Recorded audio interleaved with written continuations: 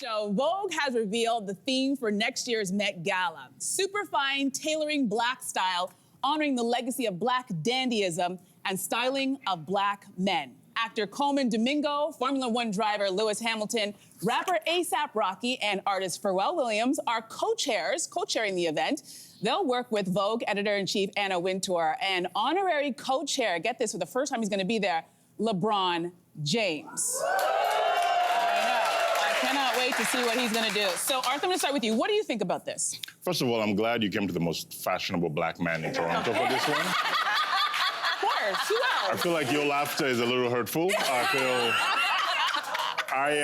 Personally, I'm excited about this. I want to see, but I'm also I'm excited for the wrong reasons because I'm trying to see who's gonna mess this up. We're gonna talk about for weeks after this, but also. All of these men who you've mentioned are people who get dressed, like they have people who dress them. Yeah. And for me, I'm like, I want someone who's dressed by their mom, their spouse, I was dressed by 3 older sisters my whole life. I want that to be represented at the Met Gala. Like I want the hand-me-down crowd to be represented at this. Yeah. I love it. Yeah. I'm excited. It feels like, correct me if I'm wrong, this is the first time the co-chairs have all been men. Yeah. Black men. This is kind of historic in terms of the Met Gala. I'm super excited. But like you, I would be very anxious for all of the people who look like me. I love how you're slowing down and saying every word very clearly. It feels like there's so much room for white guests to step in it. Yeah. You know, like I could see them truly like, hey, my man, you know, Oh, yeah. Just evolving into that kind of stuff. And it will be intentional for some people because controversy sells more than the quality. Yeah. Right. So like for people know that the red carpet is a moment where everyone's gonna take photos of you. And some people are dressed well, but they're not interesting or they're not, being talked about. And there's gonna be someone who's gonna be like, no, I wanna make sure everyone is talking about me.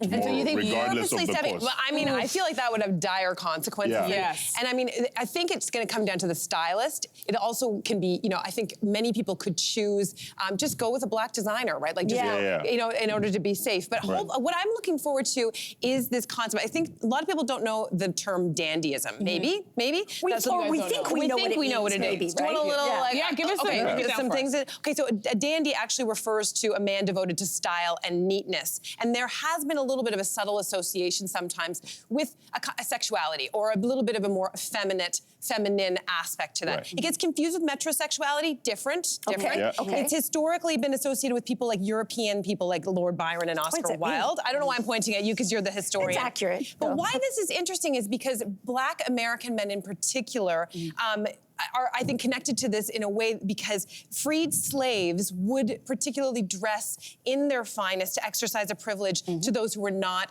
It was very intentional dressing to mark a certain shift and that was differentiated between those who were still enslaved. So I think that there's an interesting historical component. Yes. I think this is a rich history to explore. Yeah. You are worried. Well, here's the deal. I want to start with the positive because this is, finally this group is getting their flowers. Because Black people, Black culture has really, shaped everything that we do, the music we listen to, how we dress for many decades without really getting the credit that they are due. So this is wonderful, but like everybody else, I know we're in a really weird time right now, and I know it has a lot to do with the election that's happening in the United States, and there's a lot of division, and so I think that's why we're all, instead of just celebrating, going, this is gonna be great, we can think about like Little Richard and Prince and Chuck Berry, all of these men who we know very well, who exuded that dandyism, but we're all still kind of going, well, who's gonna get it wrong? How many apology on your Instagram are we gonna see the day after? Which is, I hate that we're thinking that way. I wish we could just celebrate it. But historically, whatever the theme is, people always seem to get it wrong. But this one has a lot more. It has more writing on it. This one has a lot more writing on it. So I hope people really do the research and go through the history and find out before they get dressed and put on that outfit. And please stay away from the bronzer. You know, the dark bronzer we're talking about. Just don't do any of that stuff. And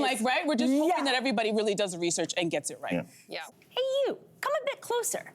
We've got so many more must-see interviews, spicy debates, lifestyle tips, and pop culture moments.